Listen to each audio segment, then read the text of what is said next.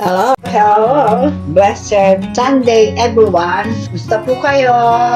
Timba na po ba kayo? Puluto naman po tayo. Ating pululutuin ay puchero. Lagay na po tayo ng mantika. Ay, pirito muna natin yung ating pirito muna natin yung ating patatas, carrots. Pirito po muna natin yung ating dito natin muna ng ating carrots. Mainit na po. Mainit na ang ating lain natin ng patatas.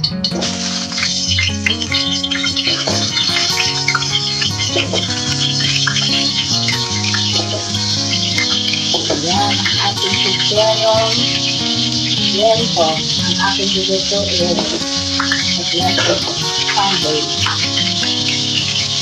Okay na siya.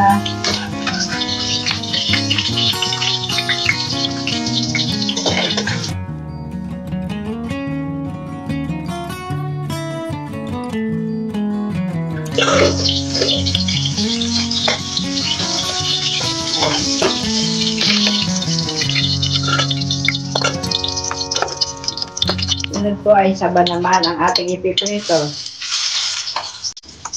Baba kung sa baba. Ikon tayo. Ano? Kawain sila. Ikon tayo ang bukog. Dito lang natin siya.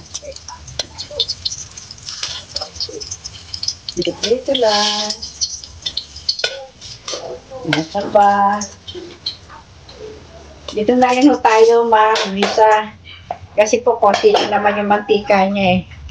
Bawang. Ay nako. Nakalimutan ko ang kamatis. Di bali ho, okay lang. May tomato sauce naman eh. Yan, sibuyas. Maraming sibuyas. Isang buong sibuyas. Lagay na po natin ang ating baboy. Halo lang. Lagyan natin ng patis. Tapos,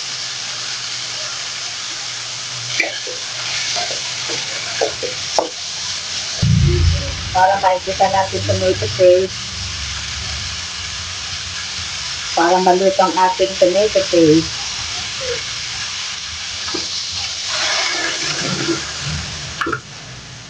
Ganyan lang ang pag-ibuso ng puchero.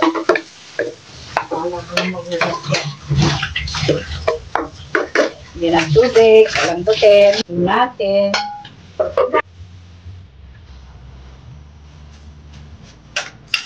Ating repolyo, bagu beans, pechay, saging na saba, carrots, patatas. Maliit ang aking takip. Kuha tayo na medyo malaking takip. Tomato sauce. Hindi ko na hulalagyan na ng pork and beans kasi ayaw nila may pork and beans. Ako lang may gusto ng pork and beans. Lambutin natin siya. Lagyan natin ng Knorr cubes. Kalahati lang na pork cubes. Knorr cubes. Kalahati lang. A little bit of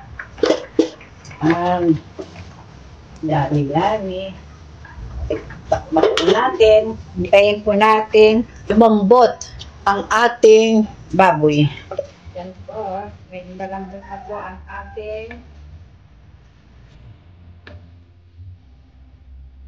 yan po.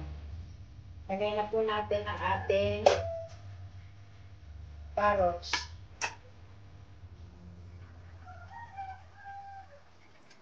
Lagyan na natin ang ating carrots.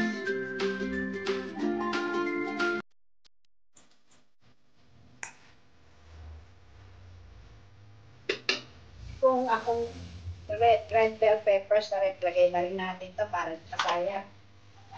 Lalagyan ko lang po ng konting little bit of sugar lang po para to enhance the flavor.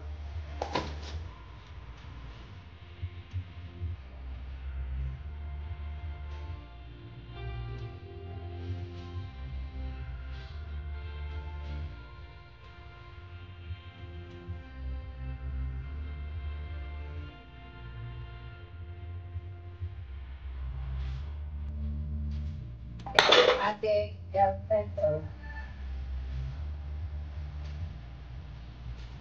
Para malasa na siya.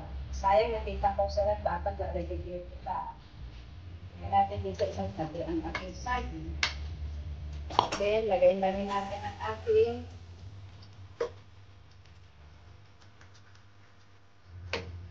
pechay. O diba, ang daming gulay.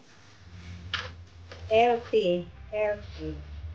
Ano lang po siya. Okay na po siya sa lasa. And then lang natin lumambot ang ating mga gulay. Then, ready to eat.